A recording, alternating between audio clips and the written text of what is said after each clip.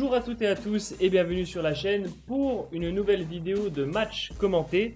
Et cette fois-ci dans un cadre un peu particulier puisque cette vidéo a été capturée durant le tournoi standard de Park Edge qui a eu lieu le samedi 4 septembre, donc tout récemment.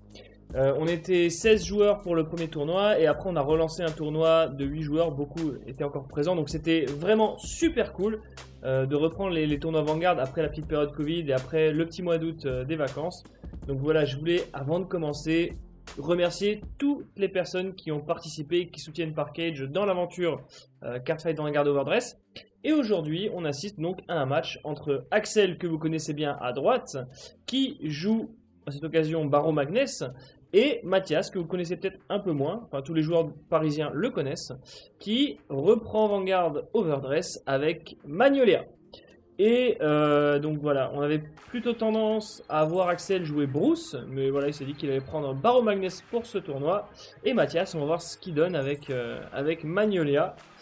Donc un match de deck qu'on voit assez rarement, mais un match-up assez compliqué pour Magnolia. Le whiteboard de Barrow Magnus, il va assez vite, peut vraiment faire mal. Et là, on voit que Axel gagne le dé puisqu'il fait 7 quand Mathias fait 6. Donc il va avoir un certain avantage, c'est qu'il va avoir un tour de setup grade 3 plus rapide, puisqu'il va arriver grade 3 en premier, ce qui va vraiment mettre Mathias en difficulté, puisque comme je le rappelle, le whiteboard peut vraiment faire mal.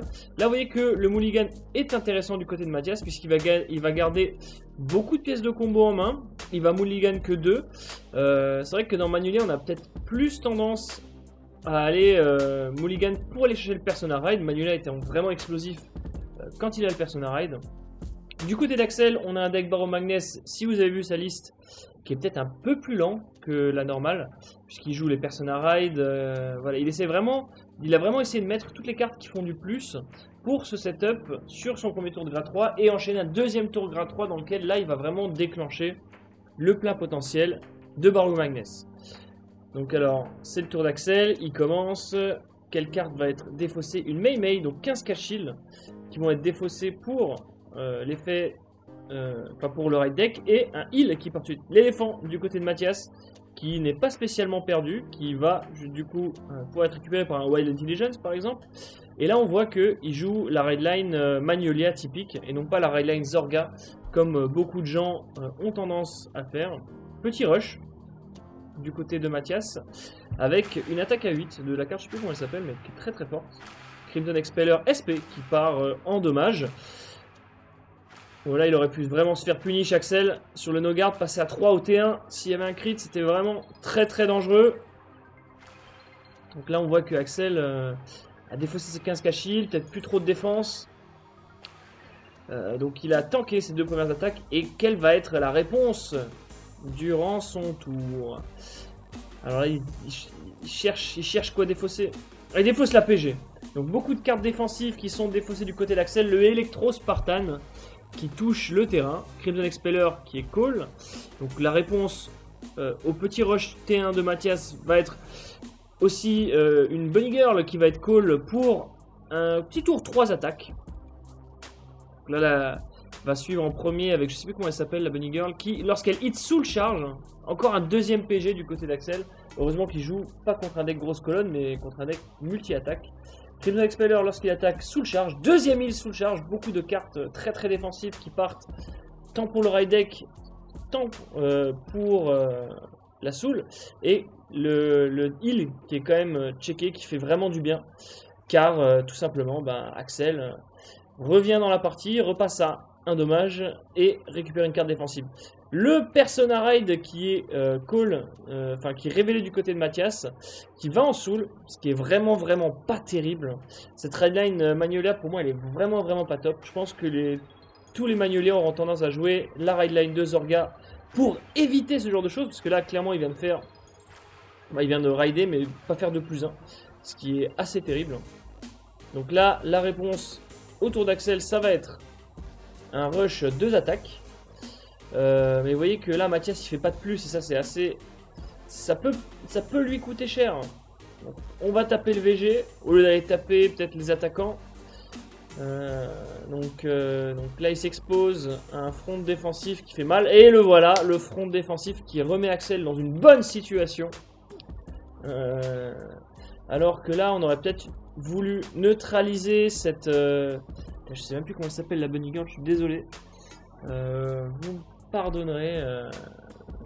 C'est Selfish Engraver, exactement. Selfish Engraver. Selfish Engraver pour moi ça fait partie de ces cartes qu'on a envie de target. Et peut-être qu'on n'a pas trop envie de donner de CB à Barrow Magnus.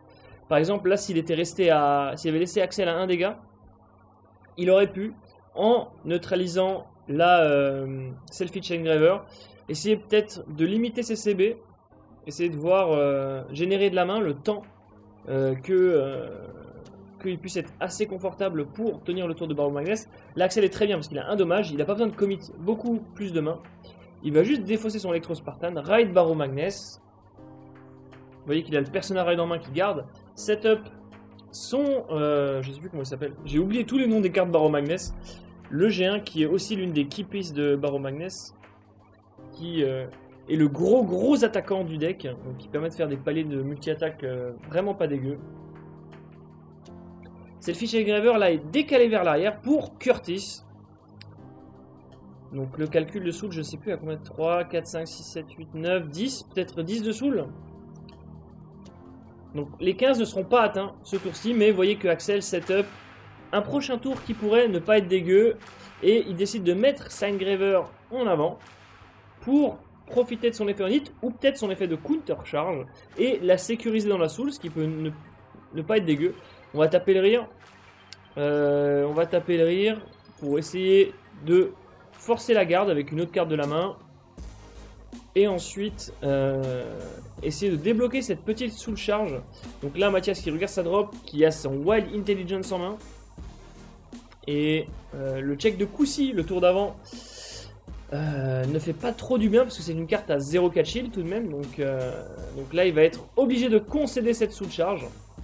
Une autre Selfish Engraver. Je ne sais pas comment attaquer, mais il n'est pas à 15, c'est sûr, il ne sera pas à 15 ce tour. Ce qui va sécuriser un tout petit peu Mathias.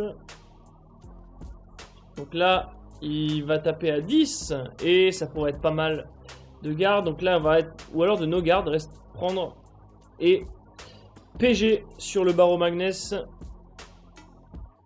Vous voyez que l'Orly 3 attaques a fait extrêmement mal à Mathias qui a du mal à générer du CA dans cette partie. Et c'est peut-être ça le défaut de son deck. C'est que pour l'instant on voit Axel faire un tout petit peu plus. Mais ce tout petit peu de plus, le Persona Ride qui est défaussé. Donc là Mathias se dit, je suis trop en retard pour jouer le long game. Ou alors il en a deux.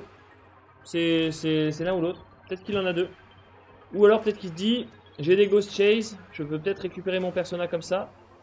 Oh, ça c'est pas mal du tout. Le petit renard qui est trouvé, qui va donner 5000 à lui-même. Et donc l'effet de taper de la Bacro, je sais pas s'il peut donner 5000 à lui-même, s'il n'est pas obligé de choisir un autre rien. À confirmer. Mais non, peut-être qu'il peut se donner à lui-même. Donc il va pouvoir taper de la Bacro, ce qui va débloquer une attaque en plus de Magnolia. Koussi qui est cool, et vous voyez que Mathias n'a que 2 cartes en main. Koussi avec la petite G1 qui peut move le terrain comme on veut, va décaler le Koussi sur l'avant. Petit combo assez sympa, mais est-ce que ça suffira? Est-ce qu'on n'a pas envie de faire du commit minimum ce tour, sachant qu'on se prend Barrow Magnus tour d'après whiteboard qui fait mal. Donc là, c'est assez terrible. Je crois que Mathias n'a vu aucun de ses triggers, ou n'a pas vu beaucoup de triggers, et ça, c'est aussi un problème. Wild Intelligence qui est lancé. Ah, il a vu un trigger. Wild Intelligence est lancé. On va meuler. Ah, le heal. Oh, le heal PG. Ah là là, ça fait vraiment trop mal. Ce petit check heal PG l'aurait remis tellement bien. Mais le Wild Intelligence, là. Et vous voyez que ce deuxième dommage qu'il a donné fait tellement mal aussi, puisque là il aurait pu faire un tour commit minimum, aurait pu juste CB lock le Barrow Magnus, taper les rires, et après lancer son tour de Persona Ride à 5-6 attaques en faisant du CA, Wild Intelligence qui rebound des cartes de la drop. Là il serait repassé à 2, mais ça c'est résultat oriented. Mais on a un petit tour de 5 attaques tout de même qui est pas dégueu sur un premier LG3. L'éléphant qui est plutôt cool, qui va taper à plus 5000. Donc ça c'est assez sympa. Donc ça permet de passer le palier des Trigger Death. L'éléphant qui est une carte vraiment cool à portée de la DBT02. Mais là on voit que Axel a vraiment l'avantage. Prochain tour il va faire 5 attaques sans vraiment trop se forcer. Avec un tour de Persona Ride. Là où Mathias peine vraiment à rester dans la game. Tout simplement parce que sa rideline ne lui a pas apporté beaucoup de CA. Contrairement à ce que pourrait lui apporter une rideline Zorga. Il n'a pas fait beaucoup de plus. De par ses effets. Il a principalement juste posé taper. Et ça ne pardonne pas contre un Barrow Magnus. Ça ne pardonne pas. Koussi qui tape. Donc à 15. Donc là, Axel essaye de rester à un nombre, on va dire, limité de dégâts. Un PG, ce qui fait énormément de bien. Un heal. Ah, ça fait vraiment du bien à Mathias là de se remettre dans la partie avec ce drive check. Donc il repasse à 2. Mais ouais, la perte du board va quand même lui faire très mal.